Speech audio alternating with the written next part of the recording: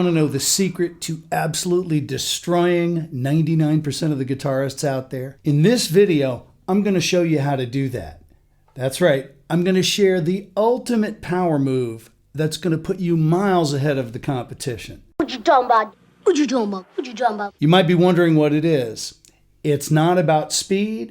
It's not about technique, and it's not about knowing more songs or licks than everyone else. It's about something much more powerful, playing with love.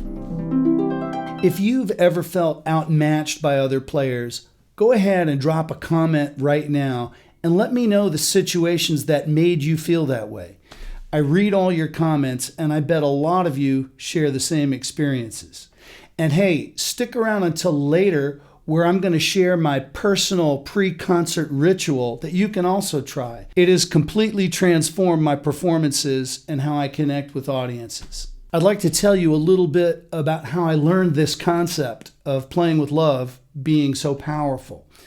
Back when I was in my early 20s, I was a young jazz guy in New York City, hitting all the jam sessions. And I remember going to these jam sessions and being very intimidated.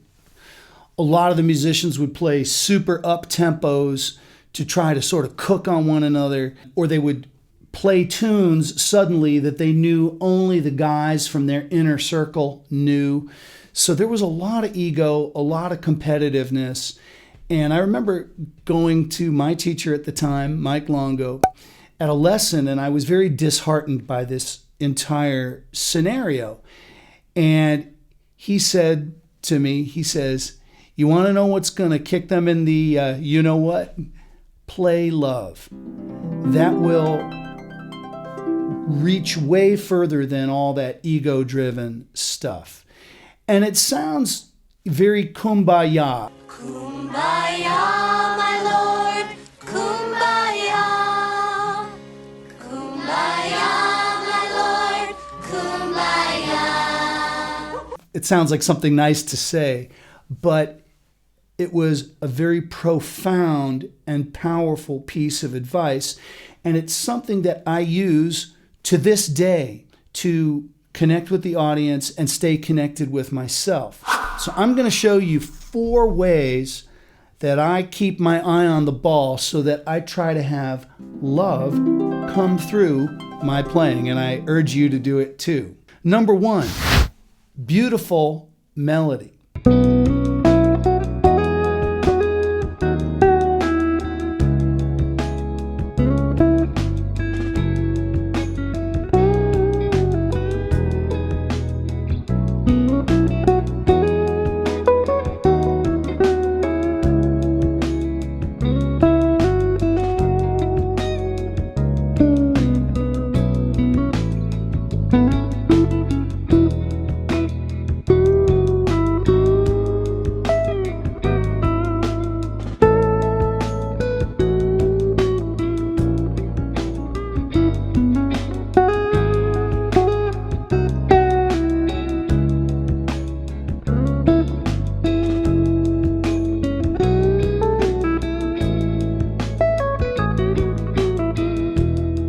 You want your listeners to either sing with you or internally sing along with you. So when I choose music that I'm going to play, it's got to have a great melody. Melody makes the heart sing. For example, the cover songs I play, like Yesterday, Killing Me Softly, Every Breath You Take, that is a gesture of something loving that I can give the audience. And when I write music, like Shelter Island or Just a City Boy, those are a couple of my originals, I make sure that it's a melody that comes from the heart and that feels like I'm singing when I play. Playing with love, number 2. You want to play with a groove that moves people. Not just a groove that's clever, not just a groove that is complicated, but something that gets people's bodies moving, that bypasses their intellect and gets them into a good feeling space.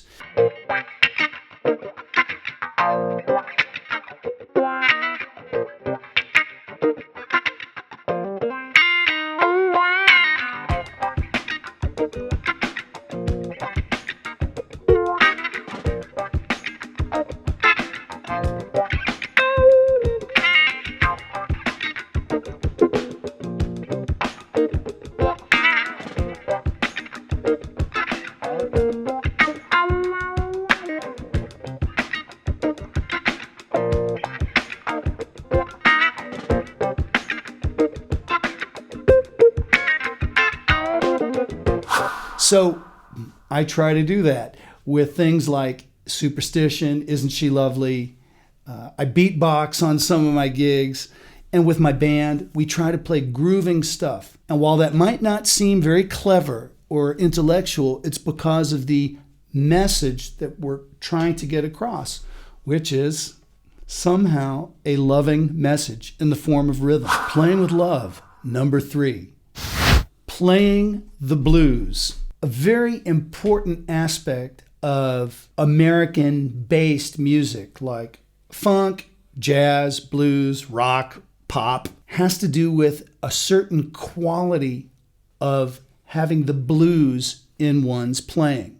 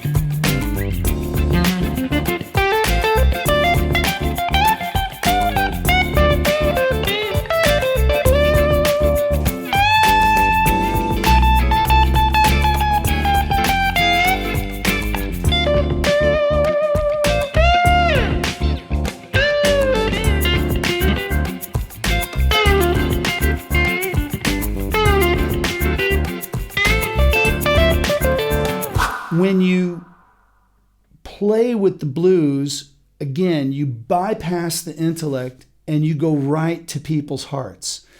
Right around that same time that I was in my 20s, Mike, my teacher, instructed me, go to a jam session up in Harlem and don't come back here until you've gone there, because he knew what I would find up there. So I went to this jam session in Harlem as a young guy, and I played all my chop stuff, all my alternate picking, fast, impressive stuff. And I got bored looks from the audience.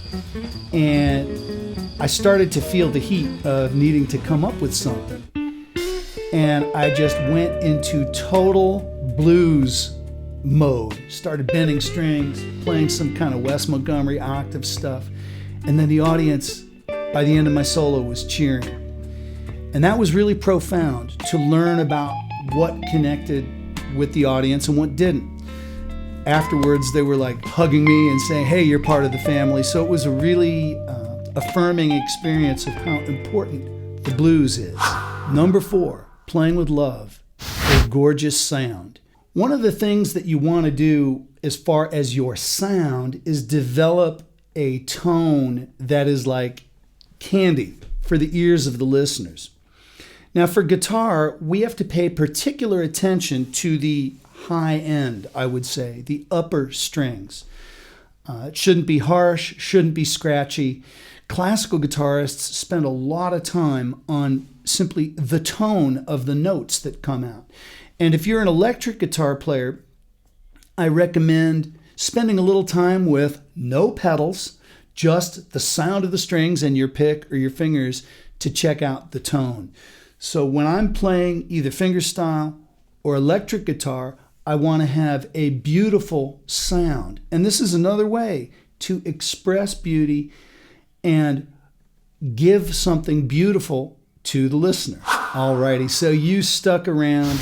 I mentioned earlier that I would give you a little bit of my pre-show ritual.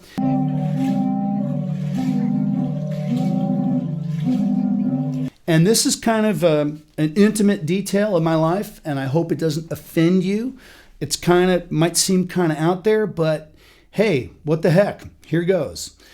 When I am backstage before a concert, I have to remind myself that I am here to be a vehicle of love, and I'm a vehicle of something bigger than me to give to the audience. So it's real easy to get into the, oh man, I want to be good. I want to play good. I don't want to make mistakes. I want to be better than the next guy. That's all ego stuff. So one of the things I do, literally, I get on the floor. I get on my knees. You could try this if you want, but this is what I do. I get on my knees and I pray. And I surrender to a higher power. You can call it whatever you want it. God, the universe, whatever.